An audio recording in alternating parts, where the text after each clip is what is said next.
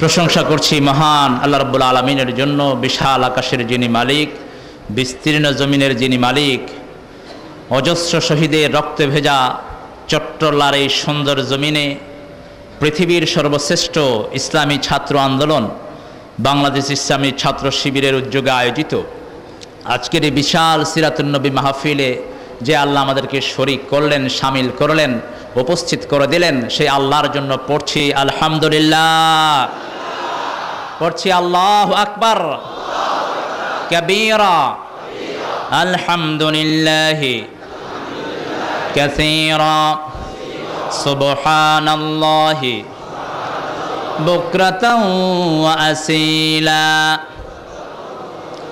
সুবহানাল্লাহি ওয়া বিহামদিহি আদাদা খালকিহি ওয়া রিদা নাফসিহি ওয়া জিনাতা আরশিহি ওয়া মিদাদা কালিমাতিহি।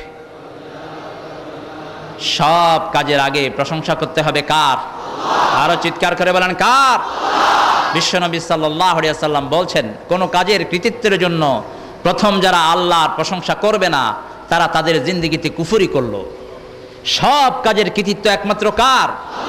আল্লাহর। সেই জন্য আল্লাহর প্রশংসা করলাম, তারপরে দুরূদ পড়লাম বিশ্বনবী মুহাম্মদ রাসূলুল্লাহ।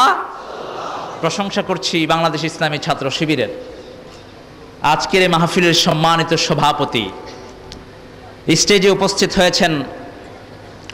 আমি যাদের ছাত্র হতে পারলে ধন্য হতাম, এরকম অসংখ্য উলামা হযরত সারা জীবন ইলমে দ্বীনের খেদমত যারা করেছেন, বিশেষ করে ছাত্র জীবন থেকে যাদের কথা শুনে, যাদের টিসি ট্রেনিং ক্যাম্পের আলোচনা শুনে আমরা হাঁটি হাঁটি পা পা করে ইসলামের শিক্ষা পেয়েছি। আমার ওস্তাদ সমতুল্লাহ আলেম দ্বীন, বীর চট্টলার সংগ্রামী সিপাহসালার জামাত ইসলামী বাংলাদেশের মুহতারাম মাওলানা শামসুল ইসলাম মাদ্দাদিল্লাহুল আলী, আল্লাহ তার হায়াতকে দারাজ করে দিন। আরো জোরে বলি আমিন। এতক্ষণ পর্যন্ত আমরা আলোচনা শুনলাম, জিনার নামের আগে অধ্যাপক লাগানো হয়, কিন্তু আমি বলি অধ্যাপক না লাগিয়ে মাওলানা লাগানোটাই বেশি শ্রেয়। কারণ সাইয়েদনা ওমর ফারুক রাদিয়াল্লাহু আনহু কিতাবুল ইলম মিশকাতের মধ্যে উলামাদের যে সংজ্ঞা দিয়েছেন, ওই সংজ্ঞার বাহিরে উনি পড়েন না, বরং বহু কামেল মাদ্রাসার বার্ষিক জলসাতে দেখেছি তিনাকে প্রধান অতিথির আসন অলঙ্কৃত করে কামেল পাস ছেলেদের মধ্যে তিনি বর্ণনা দিচ্ছেন। আলহামদুলিল্লাহ বলেন। আমাদের প্রেরণার উৎস, যার আলোচনা থেকে আমরা রসদ জোগাড় করি, মুহতারামিয়া মুকাররামি অধ্যাপক মুফিদুর রহমান আতালাল্লাহু হায়াতাহু ওয়া যাদাতহু ফি উমরিহি, আমরা বলি আমিন। কণ্ঠটাকে আল্লাহ আরো সুন্দর করে দিক, আমরা বলি আমিন। কিছুদিন আগেই কণ্ঠে অপারেশন হয়েছে, আল্লাহ এই কণ্ঠকে দীর্ঘ জীবনের জন্য সুন্দর, এবং যেভাবে করলে আল্লাহর দ্বীনের কথাগুলো সুন্দরভাবে আমরা শুনতে পাই, আল্লাহ ওইভাবে ওনার কণ্ঠটাকে উচ্চকিত করে দিক।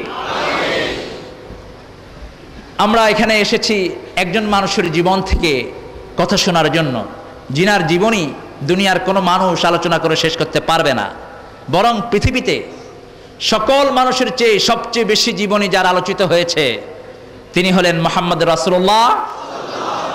সমস্ত পৃথিবীর মানুষের জীবনী একত্রিত করলে যতটুকু না হবে, বিশ্বনবীর এক বছরের জীবনী আলোচনা করলেই এর চেয়ে অনেকগুলো বই, অনেকগুলো ব্যাপক কিতাব ছাড়িয়ে যাবে। যার আলোচনা শুরু করেছেন স্বয়ং আল্লাহ রাব্বুল আলামিন, শেষও করেছেন স্বয়ং আল্লাহ রাব্বুল আলামিন। এমন কোনো আলোচনা বাকি রাখেন নাই যেটা আমাদেরকে নতুন করে উদ্ভাবন করতে হবে। তবে বিশ্বনবী সাল্লাল্লাহু আলাইহি ওয়াসাল্লামের জীবনী স্বয়ং আল্লাহ রাব্বুল আলামিন কোরআনে যেভাবে শুরু করেছেন, নাম ধরে একবারও ইয়া মুহাম্মদ বলে সারা কোরআনে ডাকেন নাই, বরং প্রথমেই গোলাম বলে আল্লাহ বিশ্বনবীর পরিচয় দান করেছেন। তার আগে গোলাম না বলে আল্লাহ বলছেন, আমার নবীর শান তোমরা শুনো। মুত্তাকি হওয়ার জন্য যেই পয়েন্টটাকে আল্লাহ রাব্বুল আলামিন 6টা গুণের মধ্যে মধ্যখানে রাখলেন, সেই গুণটার নাম হলো ওয়াল্লাযীনা ইউমিনুনা বিমা উনজিলা ইলাইকা ওয়া মা উনজিলা মিন ক্বাবলিক ওয়া বিল আখিরাতি হুম ইউকিনুন। সমস্ত দুনিয়ার মানুষকে আল্লাহ আহ্বান করে বলছেন, যা কিছু তোমার উপর নাজিল করেছি ও নবী, নামও ধরলেন না, নবীও বললেন না, কা বলে সম্বোধন করলেন? কি বলে বলেন? কা বলে সম্বোধন করলেন। যা কিছু তোমার উপর নাজিল করেছি সবটার উপর পরিপূর্ণভাবে ঈমান আনতে হবে। তারপরে অন্যান্য নবীদের উপরে যা নাজিল করেছি তার উপর ঈমান আনতে হবে। তার মানে হলো আপনার উপর যদি কেউ ঈমান আনে, অন্য সব নবীর উপর ঈমান আনার সওয়াব আমি তার আমলনামায় লিখে দেব। আপনার কিতাবকে যদি কেউ অনুসরণ করে, অন্য সব কিতাব অনুসরণের সওয়াব তার আমলনামায় চলে আসবে। আপনি হলেন পায়োনিয়ার। আপনাকে বাদ দিয়ে ঈমানকে দাবি করা সম্ভব? সম্ভব। এরপরে পরিচয় দিচ্ছেন, প্রথমে কিতাবের পরিচয় দিলেন। এমন একটা কিতাব দিলাম যেই কিতাবের মধ্যে কোনো সন্দেহ নাই, সন্দেহের অবকাশ নাই, বিয়ন্ড ডাউট, সন্দেহের অবকাশ নাই। একই শব্দ বিশ্বনবীর চরিত্রের সাথে জড়িয়ে দিলেন। কিছু পরেই গিয়ে আল্লাহ রাব্বুল আলামিন বলছেন, শোনো, কিতাব দিয়েছি সন্দেহমুক্ত, যার উপর নাজিল করেছি তার ব্যাপারে হয়তো তোমরা কিছু সন্দেহ করতে পারো। এবারে তার চরিত্র শুনে নাও।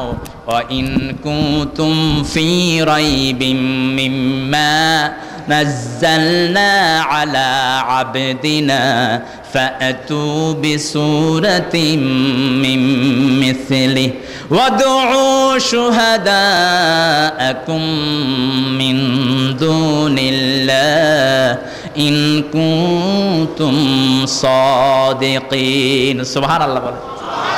আল্লাহ রাব্বুল আলামিন বলছেন, যা কিছু নাজিল করেছি, যার উপর নাজিল করেছি, ওয়া ইন কুনতুম ফি রাইবিম মিম্মা নাযালনা আলা আবদিনা, যে গোলামের উপর নাজিল করেছি, দুটার ব্যাপারে যদি কোনো সন্দেহ থাকে, ফাতু বিসূরা, সূরাতিন তানবিন, তানবিন লিতাকলিল, তানকির, তানকিরের জন্য এসেছে, তাকলিলের জন্য এসেছে। কোরআনের সবচেয়ে ছোট্ট যে সূরাটি, ওরকম একটি সূরা তোমরা বানিয়ে নিয়ে আসো। আর বানানোর জন্য বুশের বাচ্চা বুশের ডেকে আনো, বাদপেয়ী শয়তানকে ডেকে আনো, এরিয়াল শ্যারণ্যাকে ডেকে আনো। দুনিয়ার যে সমস্ত শয়তানগুলোকে তোমরা তোমাদের প্রভু বলে মনে করো, সবগুলোকে একত্রিত করো। If you feel you are trustworthy on your saying, তোমরা যদি মনে করো তোমরা এটার উপরে সত্যভাষী, সবাইকে জড়ো করে ছোট্ট একটা কোরআনের সূরা বানাও। পেরেছে কখনো? কথা বলেন, পেরেছে? আবার আল্লাহ নিজেই বললেন, যদি বলতে কোনো কথা আল্লাহ সমস্ত কোরআনে নিজের কোনো কাজের জন্য বলেন নাই, কিন্তু মানুষের কথা বলতে গিয়ে বলছেন, ওয়া ইন লাম তাফআলু ওয়া লা তাফআলু ফাত্তাকুন নারাল্লাতী ওয়াকুদুহান নাস ওয়াল হিজারা উইদ্দাত লিল কাফিরিন।